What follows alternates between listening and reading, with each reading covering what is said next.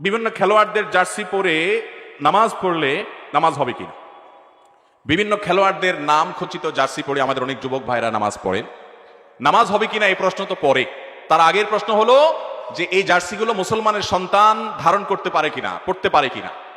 আচ্ছা, আপনার বাবাকে বা আপনার মাকে গালমন্দ করে কিংবা আপনার মায়ের সতীত্ব নিয়ে প্রশ্ন করে এরকম কোন লোক যদি থাকে যে আপনার জন্ম নিয়ে বাজে কথা বলে, এই লোকটা যত ভালো পারফরমেন্স দেখাক যে কোনো সেক্টরে, তার সাথে কখনো আপনার হৃদ্যতা, তার সাথে কখনো আপনার সম্প্রীতি, তার ভক্ত হওয়া, তার ভালোবাসা, এটা কোনোদিনই সম্ভব হবে না।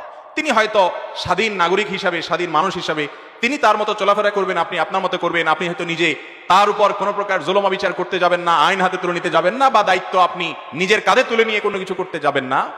সে যদি অপরাধী হয় আপনার চোখে, সে যদি ভুল পথে থাকে, আপনি সেটাকে অ্যাপ্রিসিয়েট করতে পারেন না। আজ আমরা গোলালো মুসলমান হয়ে গেছি ভাই। এই কথাগুলো হজম করার মতো ইমানের শক্তিও আমাদের নাই। মহাব্বত এবং ভালোবাসা, বিদ্বেষ হবে শুধু আল্লাহর জন্য।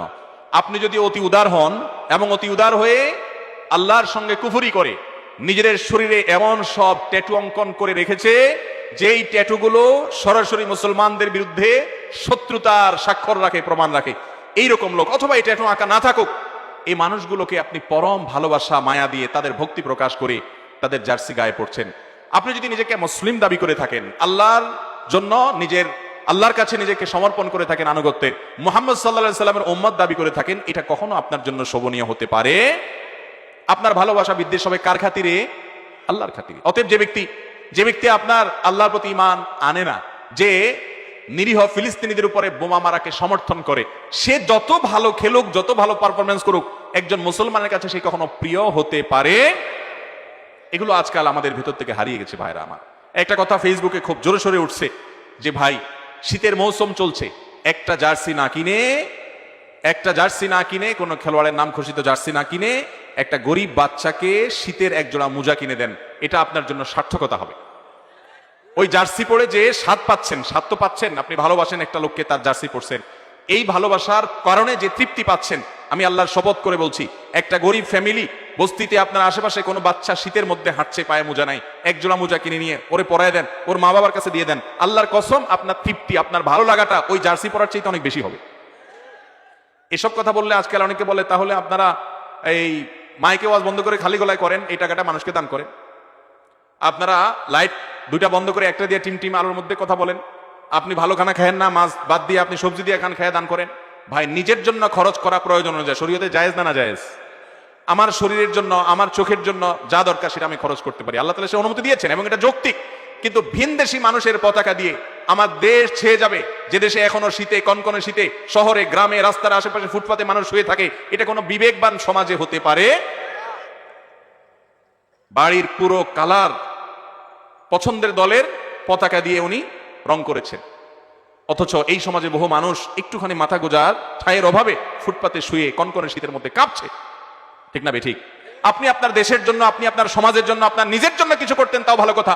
কোথাকার কোন কাফের মুশরিকের জন্য, কোথাকার কোন ভিনদেশী মানুষের জন্য আপনার এই মায়া মমতা, নিজের আশেপাশে অনেক কষ্টে থাকা মানুষ, তাদেরকে উপেক্ষা করে, আর তাদেরকে উপেক্ষা করেন বা না করেন, আপনি নিজের জন্য কিছু অন্তত করেন। এই অর্থহীন খরচকে কোনো অবস্থাতে সমর্থন করা যায়?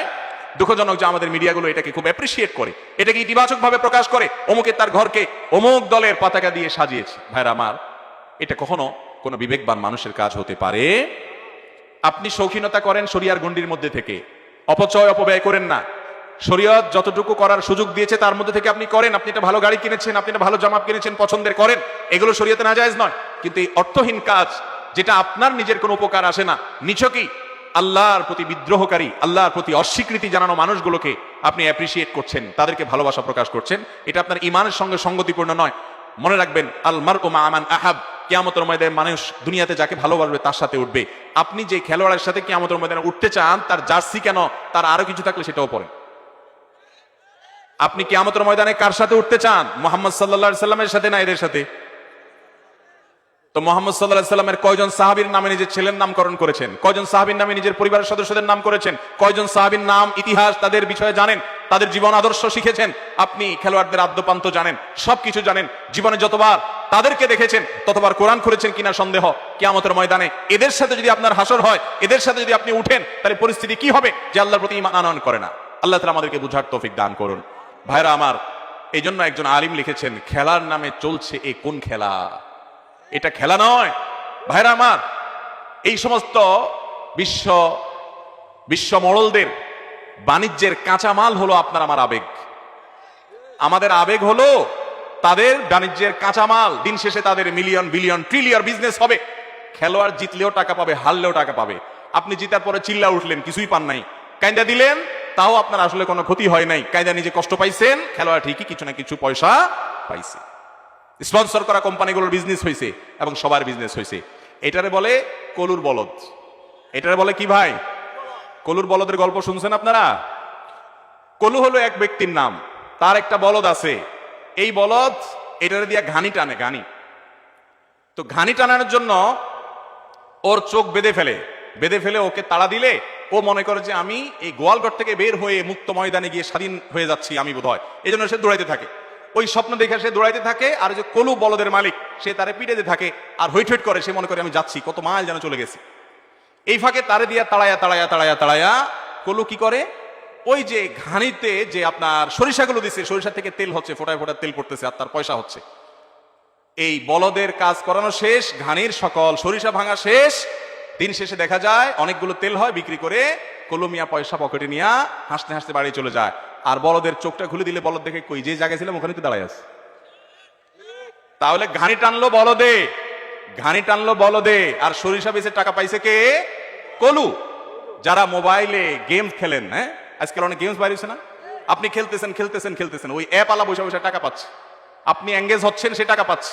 আপনি খেলা দেখে চিল্লা উঠছেন, ওই বিশ্ব বাণিজ্যের মোড়লদের তাদের বিজনেস হচ্ছে দিন শেষে crore crore billion billion trillion trillion টাকার বিজনেস হচ্ছে। আর আপনি লাভ হচ্ছেন হুদাই, নিজের খায়া যায় চিল্লালেন, আবার বাসায় আসলেন, কি লাভ হলো? আপনি নিজে একটু দৌড়াদৌড়ি করে খেলান, জুয়া এবং হারাম বিষয় ছাড়া নিজের শারীরিক কসরতের জন্য ফুটবল খেলেন, সতর ঢেকে সুন্দর করে শরিয়া মেনে আপনার শরীরের ব্যায়াম হবে। আপনার উদ্দেশ্য যদি ভালো হয়, সওয়াবও হতে পারে, এটা আপনার জন্য জায়েজ।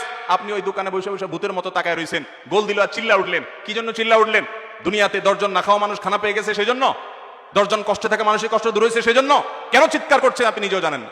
আল্লাহ তাআলা আমাদের বিবেকগুলো যেন জাগ্রত হয় সেই তৌফিক দান করুন।